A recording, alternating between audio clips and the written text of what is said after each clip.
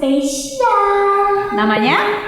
Siapa pun? Namanya Kak Brian. Lengkapnya Kak Josia Febrian Kurniawan. Betul kan? Betul sekali ya.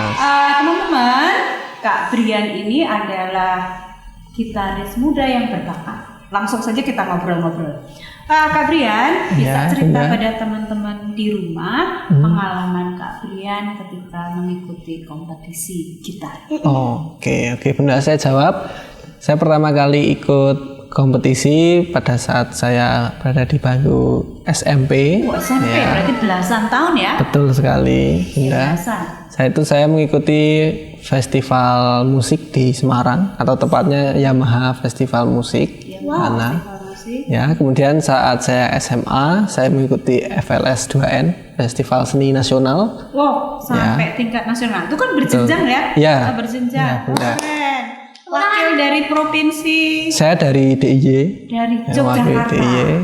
Ya, kami berlaga di Jakarta dan mendapat juara 2. Wow. FLS 2N tingkat SMA. Betul sekali. Ada lagi? Saat saya kuliah, saya mengikuti Valerio International Guitar Competition di Jogja. Betul sekali. Dan saya mengikuti festival nasional juga di Jakarta. Tuh. Ada prestasi ya waktu untuk yang di Jakarta saya mendapat juara 3. Juara 3 se-Indonesia. Untuk prestasinya. Iya. Nanti akan panjang, kita langsung saja. Ya, ada yang mau ditanyakan ke Kak Brian?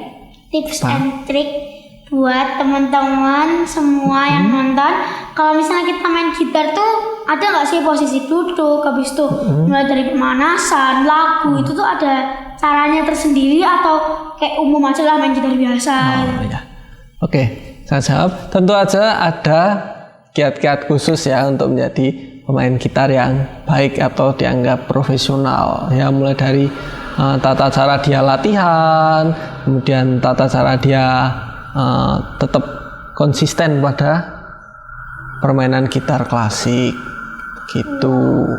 Apalagi Yayas yang ditanyakan? Bunda apa? Oke, benar. Jadi mungkin Kak Brian bisa kasih tips. Jadi kan banyak tuh di rumah, banyak orang punya gitar, banyak orang bermain genjreng-genjreng, petikan-petikan. Tapi yang ideal harusnya bagaimana? Yang benar. Iya. Oke, untuk belajar gitar yang ideal sebenarnya harus ada pendamping atau instruktur secara khusus yang memang profesional di bidangnya, Bunda. Ya, jadi nggak salah jalan ya. Tepat sekali.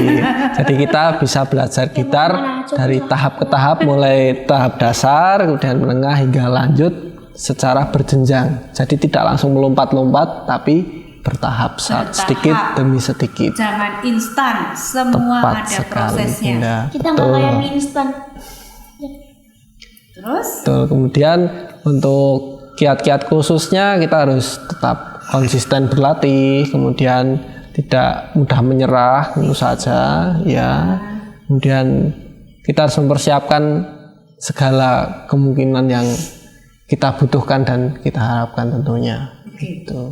Yang pengen Bunda tanyakan lagi, dari mana kita harus belajar? Misalnya, apakah dengerin lagu langsung belajar, ataukah idealnya harusnya belajar dasarnya dulu sampai matang baru milih.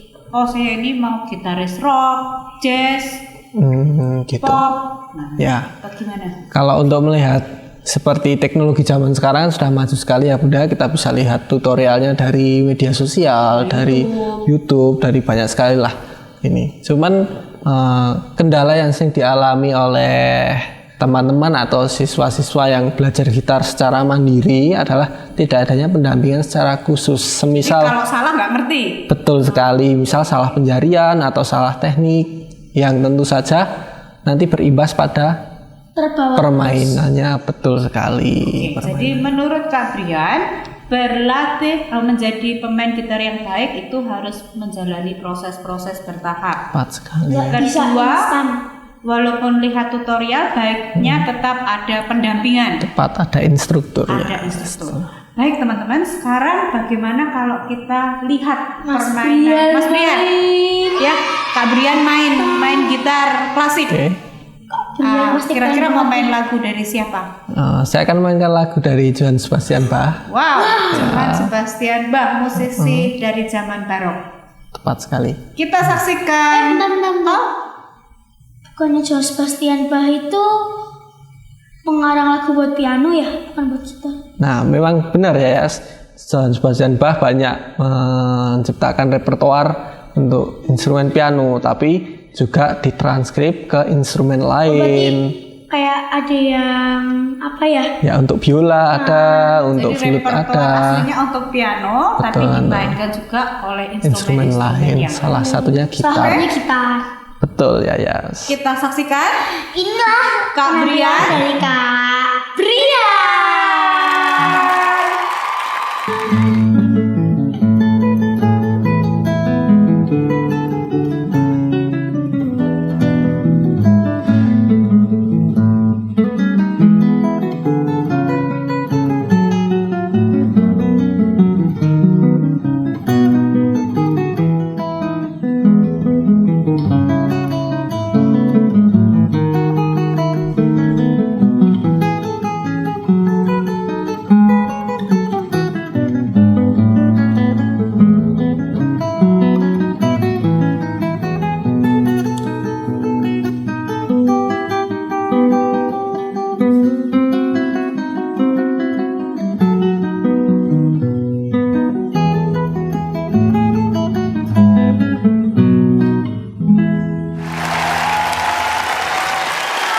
Luar biasa.